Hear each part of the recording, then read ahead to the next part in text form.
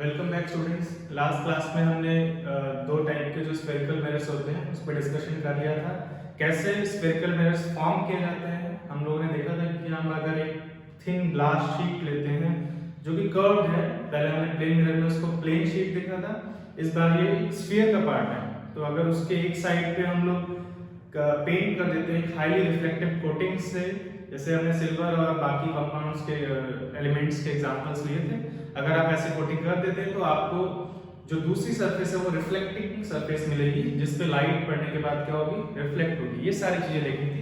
और spherical mirrors के cases में ऐसा हम दो तरीके से कर सकते हैं, इसलिए हमारे पास दो तरह की रिफ्लेक्टिंग सरफेसेस मिलती हैं और उसी के बेसिस पे हम नाम देते हैं। एक मिरर को कॉनकेव मिरर बोलते हैं जिसमें जो रिफ्लेक्टिंग सरफेस है वो कॉनकेव टाइप की है, और दूसरे नाम जो मिरर है कॉन्वेक्स मिरर है जिसमें रिफ्लेक्टिंग सरफेस जो है वो कॉन्वेक्स टाइप की है।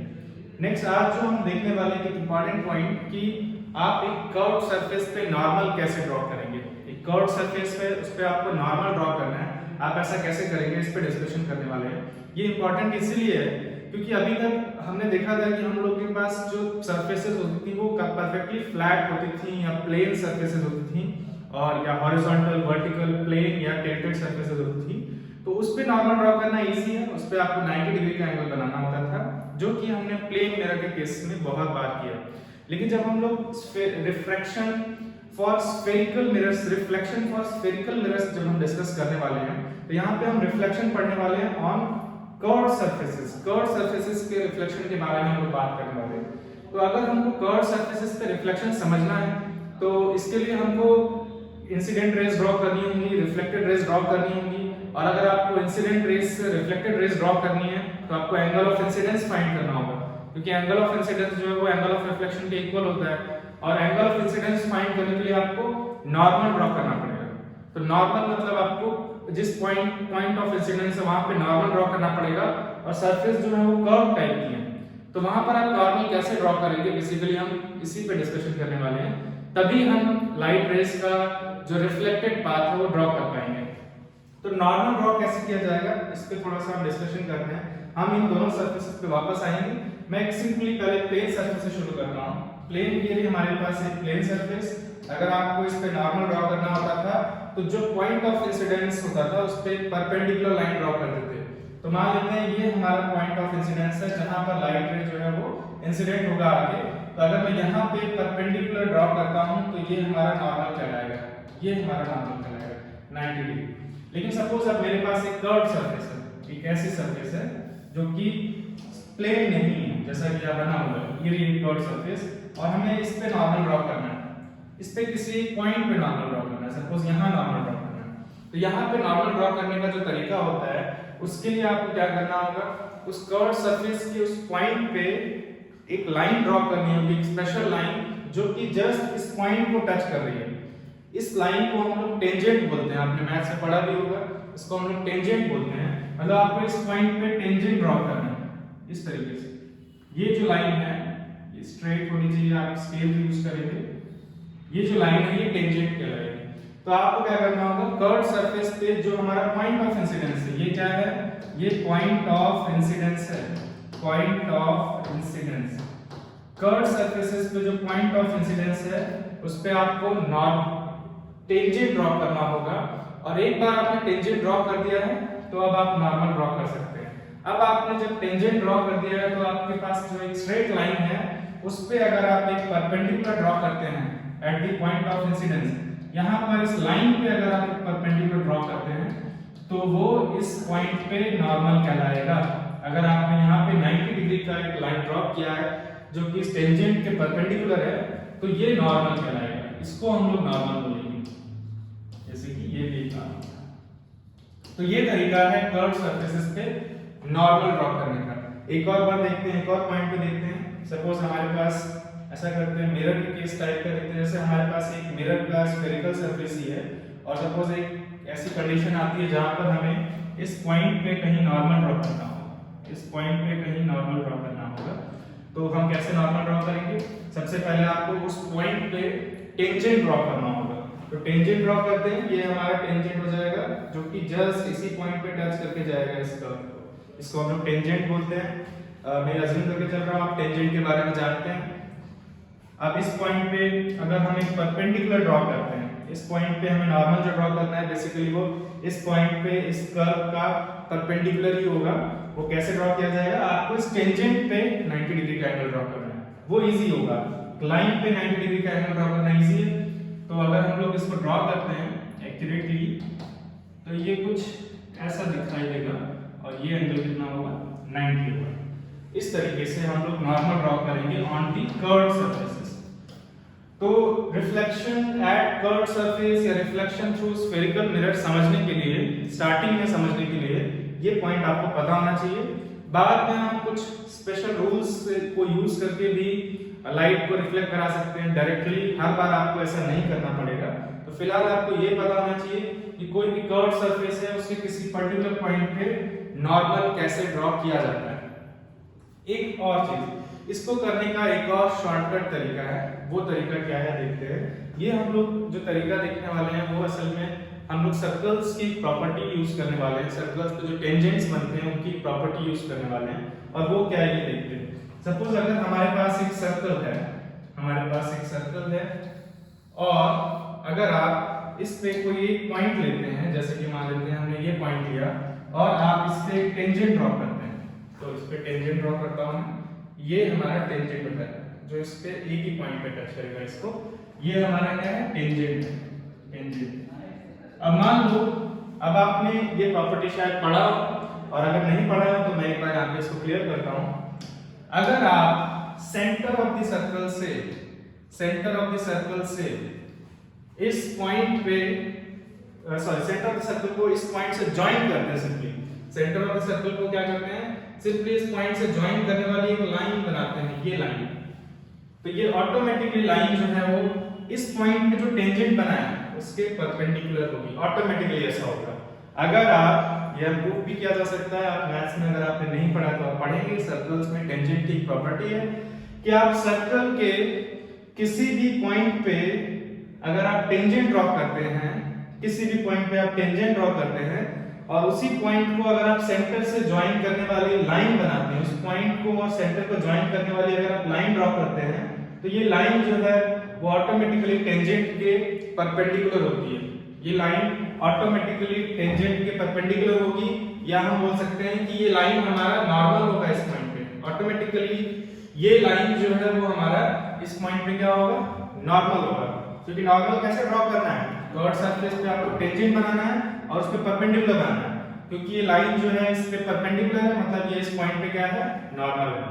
तो इससे अगर आप इसको थोड़ा ध्यान से ऑब्जर्व करें तो इसका मतलब ये है कि मुझे इस पॉइंट पे टेंजेंट बनाने की जरूरत ही नहीं है, क्योंकि मैं टेंजेंट जो बनाऊंगा अगर मैं इस पे नॉर्मल बनाने की कोशिश करता हूं तो हमेशा सेंटर से पास करेगा, सेंटर ऑफ द सर्कल से पास करेगा।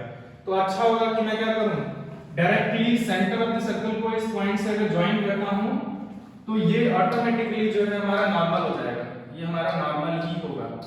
क्योंकि किसी भी पॉइंट पे, सर्कल पे किसी भी पॉइंट पे जो टेंजेंट बनेगा उस पॉइंट से पास करने वाली और सेंटर से पास करने वाली लाइन जो है वो उसके परपेंडिकुलर ही होती है। तो इसका मतलब अगर मुझे इस पॉइंट पे नॉर्मल ड्रॉ करना है तो अगर मैं टेंजेंट ना भी बनाऊं, मैं सिर्फ इस पॉइंट को सेंटर से ज्वाइन करने वाली लाइन के साथ ज्वाइन कर दूं, इस पॉइंट को सेंटर को ऑफ द सर्कल को ज्वाइन कर दूं, तो जो मुझे लाइन मिलेगी वो ऑटोमेटिकली यहाँ जो बनने वाला टेंजेंट था उसके परपेंडिकुलर होगी।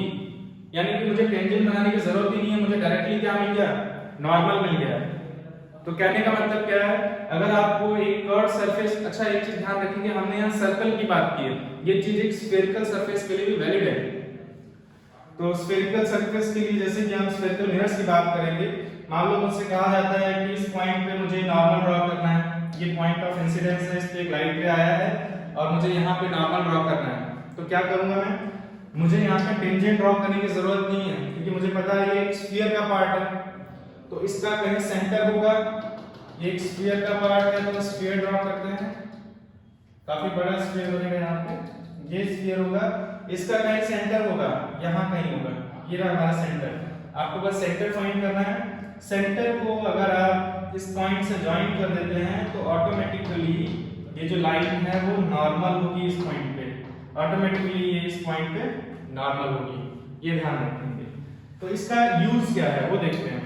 तो इसका मतलब सपोज एक लाइट रे जो है ऐसे आता है सरफेस पे, इंसिडेंट होता है, तो ये जो हमारा पॉइंट है, पॉइंट ऑफ इंसिडेंस है, इस पे जो हमने ये लाइन ज्वाइन जो ड्रॉ की है, जो कि हमने इस पॉइंट को सेंटर से ज्वाइन करके ड्रॉ की है, ये हमारा क्या हो गया, नॉर्मल हो गया है। That means this is angle of incidence, क्योंकि इंसिडेंट रे और नॉर्मल के बीच का एंगल जो है वो एंगल ऑफ इंसिडेंस कहलाता है। मान लो आपने इस एंगल को मेजर किया, इसकी वैल्यू सपोज 30 डिग्री आई, तो आपको पता है कि लाइट रे जो रिफ्लेक्ट होगी या फिर जो रिफ्लेक्टेड रे है वो नॉर्मल से सेम एंगल बनाएगी, मतलब यहां से आपको 30 डिग्री के एंगल पे लाइट ड्रॉ करनी होगी। ये एंगल भी कितना होगा, 30 डिग्री ही होगा। इस तरीके से जब भी स्फेरिकल सरफेस या कर्व्ड सरफेस पे रिफ्लेक्शन होगा तो आप डायरेक्टली नॉर्मल ऐसे ड्रॉ कर सकते हैं। अगर किसी केस में आपको सेंटर नहीं मिल रहा है तो आप क्या करें, पहले टेंजेंट ड्रॉ करें और फिर उस पे परपेंडिकुलर ड्रॉ कर दें। लेकिन अगर आपको सेंटर की लोकेशन पता है, आप डायरेक्टली सेंटर को इससे ज्वाइन करेंगे, आपको नॉर्मल मिल जाएगा। यहाँ पे इंसिडेंट रे दोनों के बीच का एंगल 30 होगा और सेम एंगल से ही लाइट रे रिफ्लेक्ट होगी, तो एंगल ऑफ रिफ्लेक्शन भी 30 होगा। इस तरीके से आप इंसिडेंट रे की हेल्प से आप रिफ्लेक्टेड रे का पाथ ऑब्टेन कर सकते हैं। तो ये आपको पॉइंट ध्यान रखना है। ऐसा हम कर सकते हैं, एक तरीका है कि आपको सेंटर ही मिल जाए उस सरफेस का, कर्व्ड सरफेस का जो सेंटर होगा उससे इस पॉइंट को ज्वाइन कर देंगे तो आपको नॉर्मल मिल जाएगा। कर्व्ड सरफेस का जो सेंटर होगा उससे इस पॉइंट को ज्वाइन कर देंगे, ऑटोमेटिकली आपको नॉर्मल मिल जाएगा, क्योंकि वो इस पॉइंट के टेंजेंट के परपेंडिकुलर ही होता है। ठीक है, ये ध्यान रखेंगे। इसको हम लोग आगे एक दो कुछ समय के लिए यूज भी करेंगे। आगे चलते हैं। तो ये हो गया कि कैसे आप कर्व्ड सरफेस पे नॉर्मल ड्रॉ करेंगे। अब हम लोग यहाँ पर थोड़ा सा डिस्कशन करने वाले हैं नेचर ऑफ स्फेरिकल मिरर्स पे। तो नेचर का क्या मतलब है उस पे हम आएंगे, नेचर का एग्जैक्टली यहाँ पे क्या मतलब है। पहले हम देखते हैं, हमारे पास कॉनकेव मिरर की हम लोग यहाँ पे बात करने वाले हैं, कॉनकेव मिरर्स की बात करने वाले हैं। तो कॉनकेव मिरर्स कैसे होते हैं, कॉनकेव मिरर का जो रिफ्लेक्टिंग सरफेस होता है वो कॉनकेव होता है। तो ये वाला जो सरफेस जो बल्ज्ड इन है, जो केव टाइप का मैंने आपको तरीका बताया था याद रखने का, ये वाला जो पोर्शन है ये हमारा रिफ्लेक्टिंग सरफेस है। इसका मतलब इसका जो पेंटेड सरफेस होगा वो बैक साइड में होगा, जो पेंटेड सरफेस है वो बैक साइड में इस तरफ, इसको मैं शेड करूंगा। ये रिप्रेजेंटेशन था हमारा कॉनकेव मिरर्स का, ये कॉनकेव मिरर है। अब हम लोग नेचर का मतलब क्या समझ रहे हैं यहाँ से, जब हम बात कर रहे हैं नेचर ऑफ कॉनकेव मिरर से क्या समझने की कोशिश कर रहे हैं। असल में हम ये जानना चाहते हैं कि अगर कॉनकेव मिरर की रिफ्लेक्टिंग सरफेस पे कुछ लाइट रेज रीच करती हैं तो वो उन लाइट रेज को कैसे बेंड करेगा। कैसे बेंड करेगा मतलब क्या, लाइट रेज जो है उनको डाइवर्ज कर देगा या कन्वर्ज कर देगा, इस बारे में हम लोग डिस्कशन करने वाले हैं। तो देखते हैं, सपोज मैं एक लाइट रे लेता हूँ। अच्छा, एक काम और करते हैं, क्योंकि अगर मैं यहाँ पे लाइट रे ले रहा हूँ तो हो सकता है मुझे नॉर्मल ड्रॉ करने की जरूरत पड़े, तो मैं रफली मार्क कर लेता हूँ सेंटर, रफली मार्क कर लेता हूँ इस स्फेरिकल सरफेस का सेंटर। ये एक बड़े से स्फीयर का एक पार्ट होगा, एक बड़े से स्फीयर का पार्ट होगा, ये स्फेरिकल मिरर है। मैंने आपको पहले बताया था स्फीयर का एक पार्ट होता है, हॉलो स्फीयर का एक पार्ट होगा। इसका कहीं सेंटर होगा, रफली लोकेट करते हैं, यहाँ कहीं सेंटर होगा। This must be the location of centre, यहाँ कहीं इसका सेंटर होगा। क्लियर? देखते हैं फिर अब लाइट रे अगर इसके सरफेस पे इंसिडेंट होगा तो क्या क्या होगा, इस पे डिस्कशन करते हैं। तो एक लाइट रे गिरा इस तरीके से on the surface of this mirror incident होता है, रिफ्लेक्टिंग सरफेस पे गिरा हमारा इंसिडेंट लाइट रे। ये हमारा जो पॉइंट है यहाँ पर, ये पॉइंट हमारा पॉइंट ऑफ इंसिडेंस है। This is the point of incidence. After reflection light रे कहाँ जाएगा ये हमें पता करना है। आफ्टर रिफ्लेक्शन लाइट रे कहाँ जाएगा, इसके लिए नॉर्मल ड्रॉ करना पड़ेगा, इंसिडेंट रे फाइंड करना पड़ेगा। तो नॉर्मल ड्रॉ करने के अभी हमने तरीके डिस्कस किए, या तो आप यहाँ पे टेंजेंट ड्रॉ कर सकते हैं और फिर उस पर परपेंडिकुलर लाइन ड्रॉ करेंगे, वो हमारा नॉर्मल कहलाएगा। अदरवाइज आप चाहें तो डायरेक्टली सेंटर को ज्वाइन कर सकते हैं, सेंटर ऑफ दिस स्फीयर जो होगा उससे इस पॉइंट को ज्वाइन करेंगे, उससे इस पॉइंट को ज्वाइन करने वाली जो आपको लाइन मिलेगी वो नॉर्मल ही होगी। यही हम डिस्कस कर रहे थे, यही हमारा नॉर्मल है। चाहते तो आप क्या करते हैं, यहाँ पे टेंजेंट ड्रॉ करते फिर उस पर परपेंडिकुलर ड्रॉ करते हैं, तो ऑटोमेटिकली हमको यही लाइन मिलती है। ठीक है, तो ये हमारा नॉर्मल है। That means this angle is the angle of incidence. यहाँ ये हमारा एंगल ऑफ इंसिडेंस है इस केस में। अगर ये एंगल ऑफ इंसिडेंस है तो हम लोग एंगल ऑफ रिफ्लेक्शन जानते हैं सेम होना चाहिए। अगर मान लो ये एंगल 30 है तो रिफ्लेक्शन एंगल भी 30 होना चाहिए, सेम एंगल बनना चाहिए। तो मैं देखता हूँ रिफ्लेक्टेड रे का पाथ कैसा होगा। ये लाइट रे आई और सेम एंगल से बनाने की कोशिश करता हूँ, तो सेम एंगल जो है कुछ ऐसे बनेगा। ये ज्यादा एंगल बना दिया मैंने, सेम एंगल बनाने की कोशिश करते हैं। ये हमारा सेम एंगल होगा, ये हमारा क्या हो गया एंगल ऑफ रिफ्लेक्शन।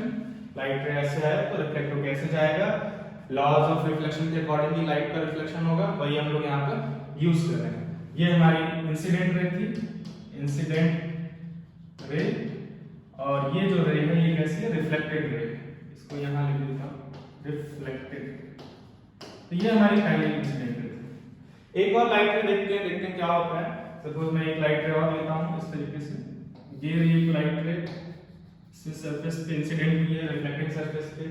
फिर से आफ्टर रिफ्लेक्शन लाइट रे कहाँ जाएगी, इसके लिए हमको यहाँ पे नॉर्मल ड्रॉ करना होगा, ठीक है। तो इस पॉइंट को ज्वाइन करते हैं, इस पॉइंट को से ज्वाइन करते हैं, ये हमने इसे ज्वाइन कर दिया और ऑटोमेटिकली ये जो लाइन हमने यहाँ पे ड्रॉ की है वो क्या होगी, ये नॉर्मल होगी। ये यहाँ पे नॉर्मल ही है, ये नॉर्मल है, ठीक है।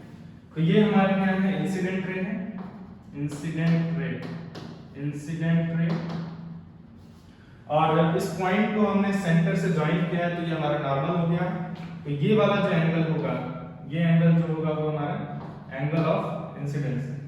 ये एंगल क्या है, एंगल ऑफ इंसिडेंस। तो आफ्टर रिफ्लेक्शन लाइट रे कहाँ जाएगी, इसके लिए हमको सेम एंगल पे रिफ्लेक्टेड रे ड्रॉ करनी होगी।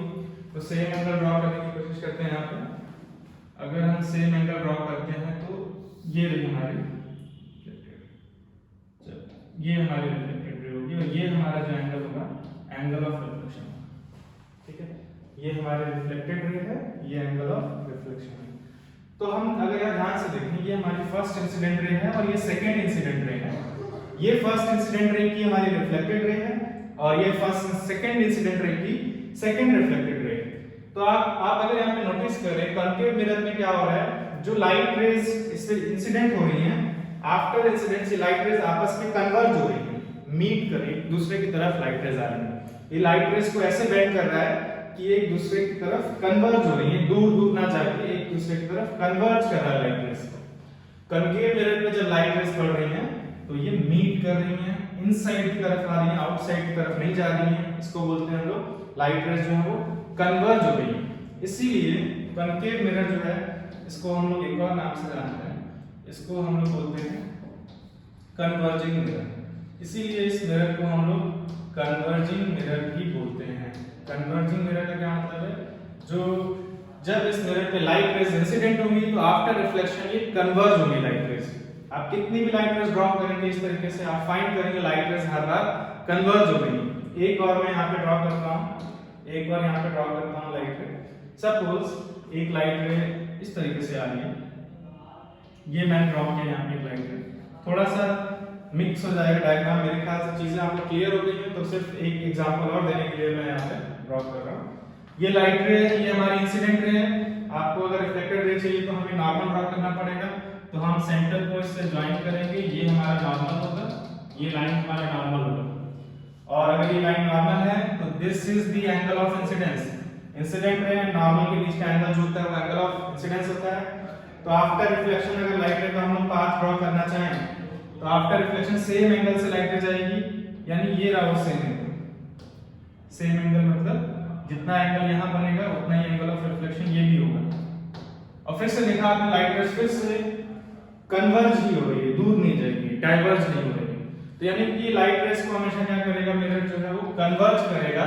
इसीलिए हम कन्वेक्स कॉन्केव मिरर को एक और नाम से जानते हैं, कन्वर्जिंग मिरर के नाम से जानते हैं। ये ध्यान रखिए, इस पे पड़ने वाली जो लाइट रेज होती हैं वो कन्वर्ज होती है, एक दूसरे की तरफ मीट करती हैं जनरल केस में, और इसीलिए हम इसको कन्वर्जिंग मिरर बोलते हैं।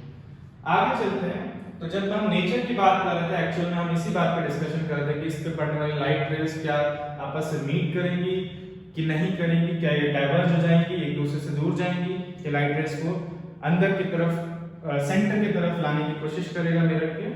ऐसे इसीलिए यही हमको देखना था। और इस नेचर को जब हम इस नेचर की बात करते हैं तो ये कन्वर्जिंग नेचर है इस मिरर का, that is why it is called converging mirror.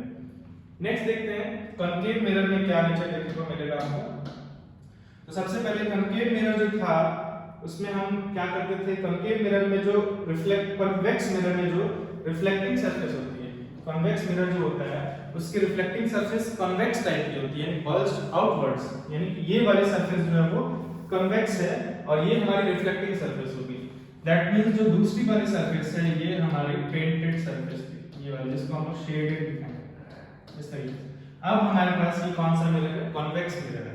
Convex mirror में भी हम सेम चीज ऑब्जर्व करने वाले हैं कि इस पे जो लाइट रेस पड़ेगी आफ्टर रिफ्लेक्शन क्या होगा इनके साथ। तो देखते हैं, ये रही सपोज हमारे पास एक इंसिडेंट रे, ये रही एक इंसिडेंट रे। अब आफ्टर रिफ्लेक्शन में लाइट रे किधर जाएगी, इसके लिए हमको पॉइंट ऑफ इंसिडेंस पे नॉर्मल ड्रॉ करना पड़ेगा। तो ये हमारा क्या है, पॉइंट ऑफ इंसिडेंस है। नॉर्मल ड्रॉ करने के लिए हम यहाँ टेंजेंट ड्रॉ करके परपेंडिकुलर ड्रॉ कर सकते हैं, वैसे एग्जैक्टली बनेगा, उसमें कोई इशू नहीं है। मैं यहाँ पे दूसरा वाला मेथड यूज कर रहा हूँ।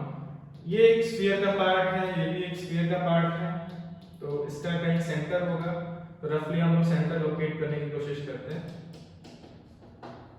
रफली अगर हम लोग सेंटर लोकेट करने की कोशिश करें तो ये स्फीयर का पार्ट है, यहाँ पे कहीं फिर इसका सेंटर होगा, यहाँ पे कहीं सेंटर होगा। तो अगर मैं क्या करता हूँ, पॉइंट ऑफ इंसिडेंस को इससे ज्वाइन करता हूँ तो ऑटोमेटिकली जो हमें लाइन मिलेगी वो नॉर्मल होगी। ये लाइन जो है वो नॉर्मल, ये लाइन नॉर्मल, तो हमें नॉर्मल मिल गया। ये क्या है, normal at this point of incidence. Incident ray और नॉर्मल के बीच का जो एंगल है इसी को हम लोग एंगल ऑफ इंसिडेंस बोल रहे हैं। ये हमारा एंगल ऑफ इंसिडेंस हो गया। तो आफ्टर रिफ्लेक्शन लाइट रे जो है सेम एंगल से पास कर रही है, सेम एंगल बनाएगी रिफ्लेक्शन के बाद। सेम एंगल का मतलब लाइट रे जो है वो इतने एंगल्स इस तरीके से, अगर मैं सेम एंगल बनाने की कोशिश करता हूँ, आप अगर एग्जैक्ट मेजर करके बनाएंगे तो ज्यादा करेक्ट बनेगा। ये एंगल जो है हमारा एंगल ऑफ रिफ्लेक्शन होगा।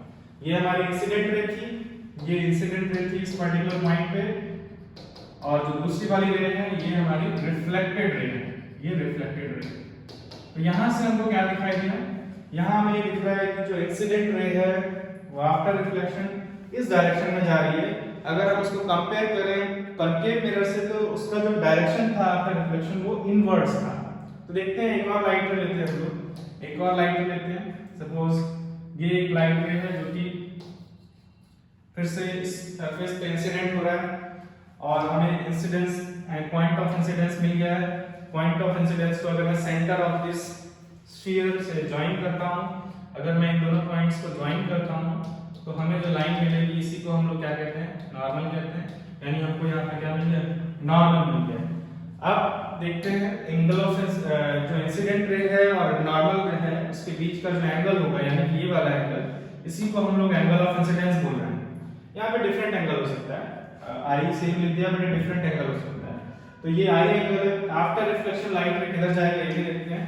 तो after reflection light ray same angle से बाउंस बैक करेगा, रिफ्लेक्स बाउंस बैक करने का मतलब इस तरीके से लाइट रे जाएगा आफ्टर रिफ्लेक्शन। तो ये वाला जो हमारा एंगल होगा, ये वाला जो एंगल होगा ये सेम एंगल होना चाहिए जो कि इस पर्टिकुलर केस के लिए एंगल ऑफ रिफ्लेक्शन होगा। ये हमारी इंसिडेंट रे है जो कि इस मिरर के सरफेस पे इस पॉइंट पे इंसिडेंट हुई थी, और ये आफ्टर रिफ्लेक्शन जो हमें लाइट रे मिली है, यानी कि ये हमारी रिफ्लेक्टेड रे है, ये हमारी रिफ्लेक्टेड रे है। तो अगर आप देखें यहाँ पे ध्यान से, जो फर्स्ट इंसिडेंट रे है उससे हमें जो फर्स्ट रिफ्लेक्टेड रे मिली है, ये सेकंड इंसिडेंट रे है, इससे हमें एक और सेकंड इंसिडेंट रिफ्लेक्टेड रे मिली है। अगर हम दोनों रिफ्लेक्टेड रेज पे फोकस करते हैं तो क्लियरली ये रिफ्लेक्टेड रेज जो है दूर जा रही है एक दूसरे से, या ऐसे कह सकते हैं डाइवर्ज हो रही है। इसी को हम बोलते हैं रेज का डाइवर्ज होना। डाइवर्ज होने का मतलब ये दूर दूर जा रही है, एक साथ मीट नहीं कर रही है, कन्वर्ज नहीं हो रही है। इसका मतलब जो कॉन्वेक्स मिरर है इस पे जब लाइट रेज इंसिडेंट होती हैं तो आफ्टर रिफ्लेक्शन ये डाइवर्ज होती है। इसका मतलब जो मिरर है, जैसे हमने देखा था कॉन्केव मिरर, उसका नाम क्योंकि लाइट रेज कन्वर्ज हो रही थी उसका नाम हमने कन्वर्जिंग मिरर देखा था। इसीलिए इसी तरीके से सिमिलर वे में कॉन्वेक्स मिरर को हम लोग डाइवर्जिंग मिरर भी बोलते हैं। डाइवर्जिंग मिरर, डाइवर्जिंग मिरर का क्या मतलब है कि इस मिरर पे जितनी भी लाइट रेज पड़ेंगी, इंसिडेंट होंगी, उनको ये लाइट रेज को डाइवर्ज कर देता है, लाइट रेज को डाइवर्ज कर देता है। तो कहीं ना कहीं यही रीजन है कि जो डिफरेंट टाइप्स ऑफ इमेजेस हमको मिलती हैं दोनों केसेस में, इसका इस तरह इस मिरर के नेचर से रिलेशन है कि लाइट रेस को एक कन्वर्ज करता है और दूसरा जो है लाइट रेस को डाइवर्ज करता है। ठीक है, तो आगे से ध्यान रखेंगे कॉन्केव मिरर जो हमारा कन्वर्जिंग टाइप का मिरर होता है और जो कॉन्केव कन्वेक्स मिरर है वो कैसा होता है, डाइवर्जिंग टाइप का मिरर होता है।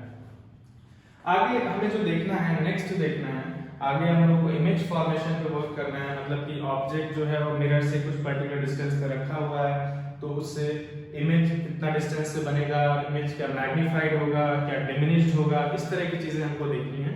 तो वो चीजों पे हम लोग आएंगे। उससे पहले कुछ टर्म्स हैं रिलेटेड टू द मिरर जो कि हमको यहाँ पे पढ़ना है। Terms related to the mirror का मतलब ये है कि जो मिरर में आप जब ऑब्जेक्ट्स रखेंगे तो उनको लोकेशन को एग्जैक्टली स्पेसिफाई करने के लिए कि ऑब्जेक्ट्स कहाँ पे रखे गए हैं, उसके लिए हम लोग कुछ स्पेशल लाइंस और पॉइंट्स के बारे में डिस्कशन करेंगे जो कि मिरर्स के केस में यहाँ पे लाई करेंगे। तो उस पे हम लोग आएंगे। उससे पहले मैं आपको एक सिंपल केस दिखाता हूँ। यहाँ पे इमेज फॉर्मेशन बाय कह सकते हैं कि कॉन्वेक्स मिरर जो है, अगर हम लोग यहाँ पे इमेज फॉर्मेशन की बात करते हैं कि कॉन्वेक्स मिरर अगर हमारे पास है तो उससे इमेज कैसा बनेगा, ये हम डायरेक्टली भी समझ सकते हैं किस टाइप का इमेज बनेगा। क्योंकि लाइट रेस को अगर डाइवर्ज कर रहा है तो क्या होगा, इस पे हम थोड़ा सा डिस्कशन करते हैं। हमने पीछे वाले केस में देखा था जब हम कॉन्केव मिरर की बात कर रहे थे, तो वहां पर लाइट रेस जो है कन्वर्ज हो गई। तो अगर light rays after reflection converge होंगी तो चांसेस हैं कि वो एक्चुअल में मीट करेंगी। अगर वो एक्चुअल में मीट करेंगी तो आप सोच सकते हैं कि कॉन्केव मिरर जब भी रिफ्लेक्टेड लाइट रेज एक्चुअल में मीट करती हैं, हमने पहले डिस्कशन किया था प्लेन मिरर में, रिफ्लेक्टेड लाइट रेज जब भी एक्चुअल में मीट करेंगी तो हमें जो इमेजेस मिलती हैं वो रियल इमेजेस होती हैं, रियल टाइप की इमेजेस मिलती हैं। और जब लाइट रेज एक्चुअली मीट नहीं करती हैं तो जो इमेजेस मिलती हैं हमें वो वर्चुअल होती हैं। तो यहाँ से आपको आइडिया लग सकता है कि कॉन्केव मिरर जो है वो रियल इमेजेस बना सकता है। क्योंकि कॉन्केव मिरर क्या कर रहा है, लाइट रेज को कन्वर्ज कर रहा है, एक पॉइंट पे मीट करा रहा है। इसका मतलब कॉन्केव मिरर हमें कहीं ना कहीं रियल इमेजेस ऑब्जेक्ट्स की दे सकता है। लेकिन जब हम लोग बात करते हैं कॉन्वेक्स मिरर की, तो आप देख रहे हैं कॉन्वेक्स मिरर के केस में light rays after reflection diverge हो जा रही है, एक दूसरे से दूर हो जा रही है। तो अगर light rays after reflection diverge होंगी, उस केस में जो इमेजेस बनेंगी वो रियल नहीं होंगी, वो वर्चुअल होंगी, बिहाइंड द मिरर होंगी। आपको रिफ्लेक्टेड रेज को एक्सटेंड करना होगा फर्दर। तो इसीलिए जो हमारा कॉन्वेक्स मिरर है, यहाँ से आप आइडिया लगा सकते हैं कि कॉन्वेक्स मिरर ही वर्चुअल इमेजेस देता होगा। तो ये रीजन है कि क्यों कॉन्वेक्स मिरर्स में हमें वर्चुअल इमेजेस मिल सकती है और क्यों रियल इमेजेस हमें कॉन्केव मिरर्स के केस में ही मिल सकती है। ठीक है, तो इस पे हम ये जो डिफरेंट टाइप की इमेजेस हमें मिलती हैं, इसके अलावा और भी पॉइंट्स रह जाते हैं कि जो इमेजेस मिलेंगी क्या वो सेम साइज की बनेगी, क्या मैग्नीफाइड होगी, क्या डिमिनिश्ड होगी, ये सब भी हमको डिस्कस करना है। बेसिकली हम ये रे डायग्राम्स के केस में डिस्कस करेंगे, रे diagrams for concave mirrors and रे डायग्राम्स फॉर कॉन्वेक्स मिरर। ये दोनों चीजें हमें डिस्कस करना होगा। वहां पे हम देखेंगे कि ऑब्जेक्ट्स कितने मैग्नीफाइड होंगे या कितने डिमिनिश्ड होंगे, ये रियल इमेज बनेगी, ये वर्चुअल इमेज बनेगी। ये ऑब्जेक्ट की मिरर से डिस्टेंस पे भी डिपेंड करता है, जो कि हम लोग नेक्स्ट क्लास में डिस्कस करने वाले हैं। और एक पॉइंट जो हम नेक्स्ट क्लास में डिस्कस करेंगे वो कुछ टर्म्स हैं रिलेटेड टू मिरर्स, जिनको हम स्पेसिफाई करेंगे। वो टर्म्स बेसिकली कुछ पॉइंट्स हैं जो इंपॉर्टेंट पॉइंट्स हैं, जो कि मिरर पे लाई करते हैं या मिरर के आउटसाइड में लाई करते हैं, जिनके हेल्प से हम लोग रे डायग्राम्स काफी इजीली ड्रॉ कर सकते हैं, जो कि हम लोग नेक्स्ट क्लास में कंटिन्यू करेंगे। तो मेरे ख्याल से आपको यहाँ पे समझ में आया होगा कि पहली चीज कि किसी भी कर्व सरफेस पे नॉर्मल कैसे ड्रॉ करना है, और जो दूसरा पॉइंट है कि जो कॉन्केव मिरर होगा वो लाइट रेस को कन्वर्ज करने की कोशिश करेगा, और जो कन्वेक्स मिरर है लाइट रेस को डाइवर्ज करने की कोशिश करेगा, जो हमने using the method of drawing normal on the curve surface हमने सीखा है यहाँ पे। तो ये था नेचर ऑफ मिरर्स के बारे में। नेक्स्ट क्लास में आपको पता ही है हम लोग टर्म्स पे डिस्कशन करने वाले हैं।